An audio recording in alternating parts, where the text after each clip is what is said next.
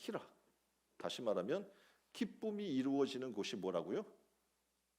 하나님의 나라인 거예요. 자, 옆에 분에게 물어봅시다. 기쁘십니까? 하나님 말씀하는 기쁨은요, 항상이 붙어 있어요. 어떻게 기뻐하라고요? 항상. 자, 하나님의 나라는 이런 사람이 있는 거예요. 항상 기뻐하는 사람들이. 자, 옆에 분에게 이야기해 줍시다. 항상 기뻐합시다. 네. 로마서 14장 17절에 하나님의 나라는 먹는 것과 마시는 것이 아니요 오직 성령 안에 있는 의와 평강과 희락이니라. 아멘.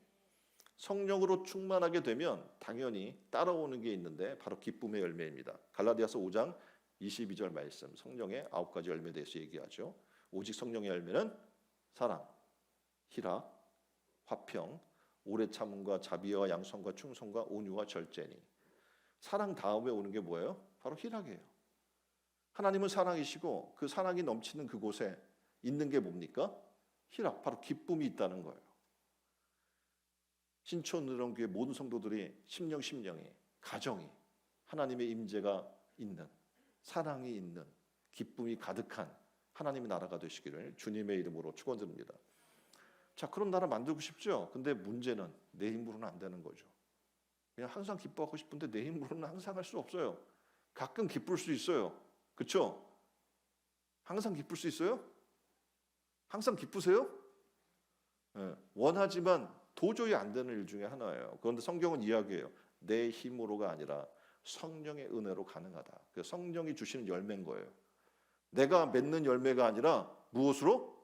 성령으로 인하여 맺는 열매라고 얘기해 주는 겁니다. 성령 충만한 그리스도인의 모습이 바로 뭡니까? 기쁨인 거예요. 내가 지금 성령 충만한가 아닌가 금방 판단해 볼 수 있는데 이 사람이 지금 기쁜가 안 기쁜가를 보면 알 수 있는 거예요. 여전히 내 마음속에 분노가 있고 여전히 내 마음속에 미움이 있고 여전히 항상 속상하고 그러면 옆에 분에게 물어보세요. 성령 충만한 겁니까? 아닌 거죠. 네? 그렇죠? 아닌 거예요. 하나님 나라가 우리 가운데 임하기 너무 힘든 거죠. 우리는 하나님 나라 백성이라고 얘기하면서 하나님 나라의 백성답게 살지 않고 있는 거예요. 성령이 지금 9가지 열매라고 하는 게 맺혀져요. 사랑이 있어야 되고 기쁨이 있어야 되고 라고 이야기하는. 그래서 사도 바울은 데살로니가 성도들에게 이렇게 데살로니가 전서 5장 16절에 얘기하는 거예요. 항상 기뻐하십시오. 항상 뭐 하라고요? 기뻐하십시오. 기도해야 돼요. 그러면 기쁨이 안 되면 주여 우리가 출임 안에서 항상 기뻐할 수 있게 도와주세요. 그 기도가 있을 때 하나님은 어떻게 성령께서 우리를 도와주시겠죠. 그럼 성령으로 말미암아 어떻게 은혜가 임할 때 우리는 기뻐할 수 있게 되는 줄 믿습니다. 잠언 17장 22절에는 이런 놀라운 일을 얘기해줘요. 마음의 즐거움은 양약이라도, 그러니까 마음이 즐거우면 좋은 약이에요. 그게 뭐 다른 거 이게 몸에 좋대라고 하는 거 주워 먹는다고 건강해지는 것이 아니고 어떻게 해요? 마음이 즐거우면 그 어떤 보약보다 최고의 보약이다라고 얘기를 하는 거예요. 근데 심령의 근심은 뼈를 마르게 한대요.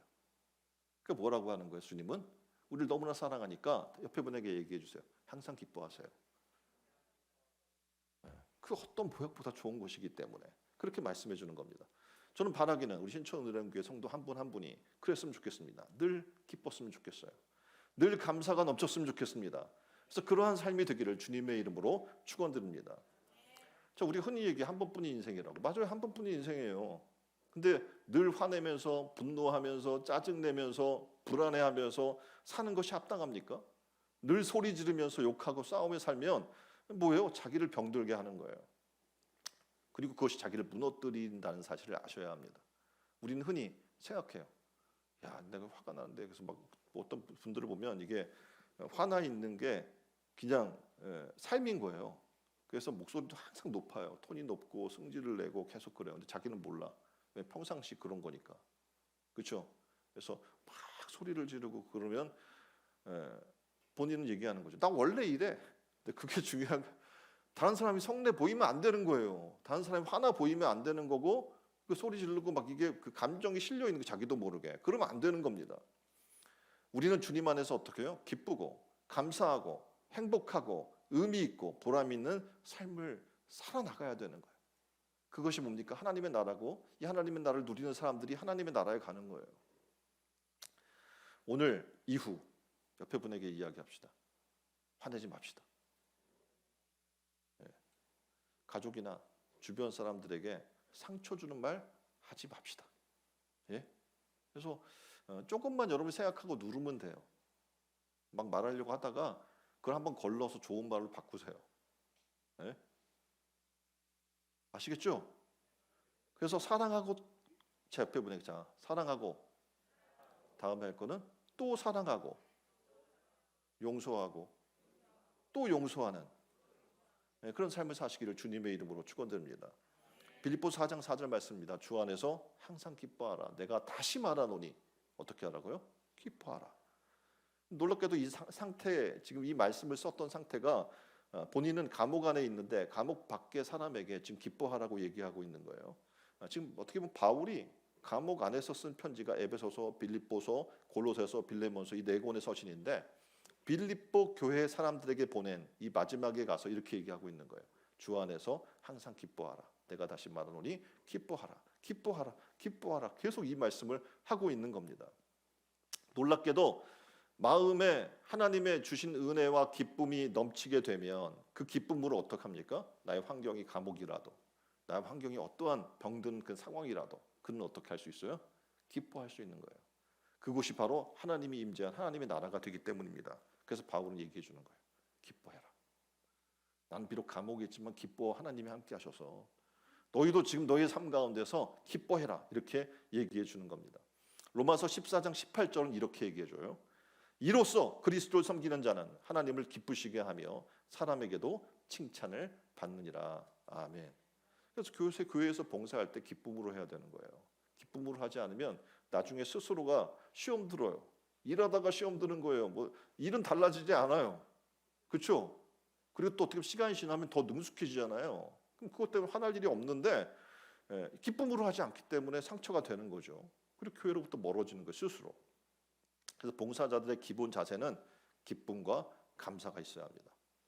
남녀 전도회로 봉사하든지, 교회 학교로 교사로 봉사를 하든지, 찬양대원으로 봉사를 하든지, 지금 오늘도 이제 챔버팀이 나와서 할 텐데 챔버팀으로 봉사를 하든지, 기쁨이 충만해서 봉사하면 그것이 은혜이고 축복이 되는 겁니다. 뭘 하나 준비하려면 나와서 잠깐 뭐 5분 이렇게 찬양하는 걸로 끝나지 않잖아요. 그걸 준비하려면 며칠을 준비하는 거예요. 굉장히 피곤한 일이란 말이에요. 그런데 놀랍게도 어떡합니까? 하나님의 은혜로 하면 기쁨이 돼요.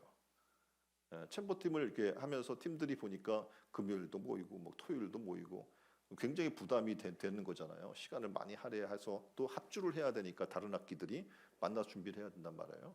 김주수 청년이 그렇게 얘기를 했다고요. 야, 토요일 날 내가 와서 이 챔버팀을 준비하고 하니까 너무 좋다. 그러니까 기쁨으로 하니까 어떡합니까? 좋은 거예요. 근데 만일 이게 자발적인 기쁨이 아니면 토요일 날 불러요. 뭐 이렇게 화가 나겠죠. 근데 그렇게 되는 거예요. 이렇게 기쁨으로 봉사하면 일생 동안 주님이 함께 하시고 복을 내려 주실 줄 믿습니다. 여러분 마음에 하나님의 의와 평강과 희락이 넘쳐나서 한평생 주님을 기쁘게 하는 삶을 살아나가는 여러분이 되기를 주님의 이름으로 축원드립니다.